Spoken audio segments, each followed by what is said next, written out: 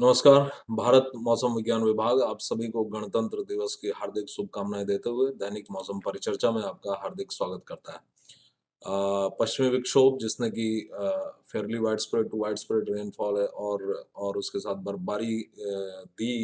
पश्चिमी हिमालयी क्षेत्र जम्मू कश्मीर, लद्दाख, गिलगित बाल्टिस्तान, मुजफ्फराबाद, हिमाचल प्रदेश और उत्तराखंड पर वो आज काफी वीक हो गया, दुर्बल हो गया और आज वह एक ट्रफ के रूप में, एक अल्प दबाव की रेखा के रूप में 70 डिग्री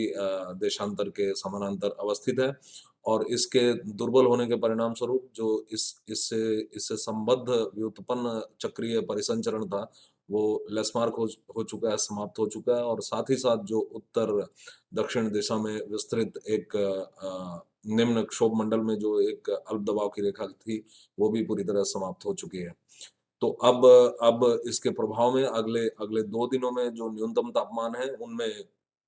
उनमें गिरावट 3 से 5 डिग्री की पंजाब, हरियाणा, राजस्थान और उत्तर प्रदेश में दर्ज की जाएगी और इसके तुरंत बाद फिर से एक अन्य सक्रिय पश्चिमी विक्षोभ के 28 जनवरी से पश्चिमोत्तर भारत को प्रभावित करने की संभावना है, जिसके प्रभाव में जैसा कि हम इस सारणी में देख सकते हैं,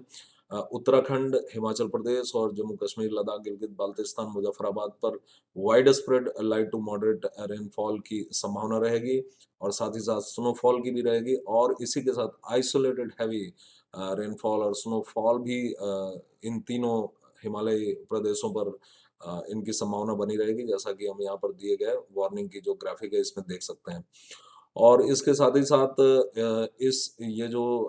पश्चिमी विक्षोभ आने वाला है, इसके प्रभाव में एक एक पूर्वी हवाओं में एक निम्न क्षोभ मंडलीय अल्प दबाव की रेखा भी, ट्रफ भी एक एक परिदृश्य में आने वाला है और उसके प्रभाव में राजस्थान पर भी अच्छी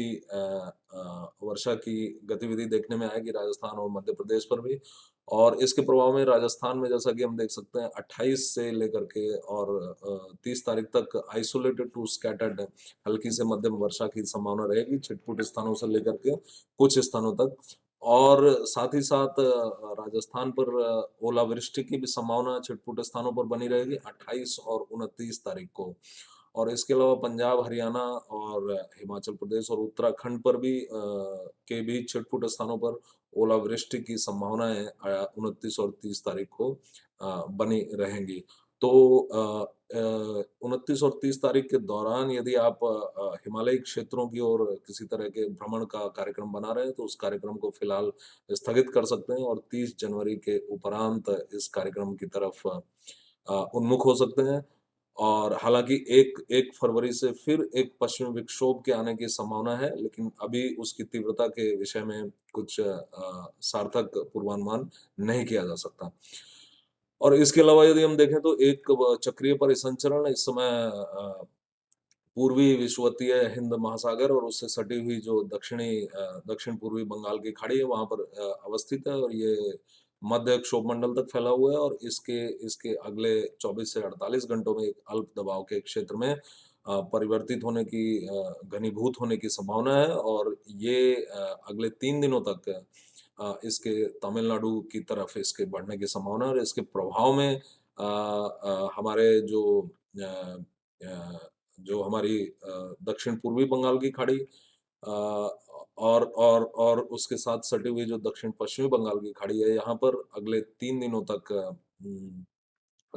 तक 40 से 50 केएमपीएच और गस्टिंग टू 60 केएमपीएच की तेज हवाओं के चले रहने की संभावना रहेगी और 29 और 30 तारीख को जो हमारा दक्षिणी बंगाल की खाड़ी का जो मध्य भाग है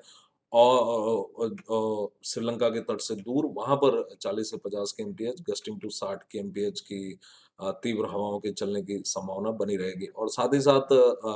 पूर्वोत्तर अरब सागर और उससे सटे हुए जो गुजरात तट है, यहाँ पर 40 से 50 केएमपीएच गस्टिंग टू 60 केएमपीएच की तीव्र हवाओं के चलने की संभावना आज और कल बनी रहेगी। तो आज के लिए बस इतना ही। कल हम फिर मिलेंगे दैनिक मौसम परिचर्चा अगले 5 दिनों की मौसम की चेतावनी के साथ। तब तक के लिए धन्यवाद।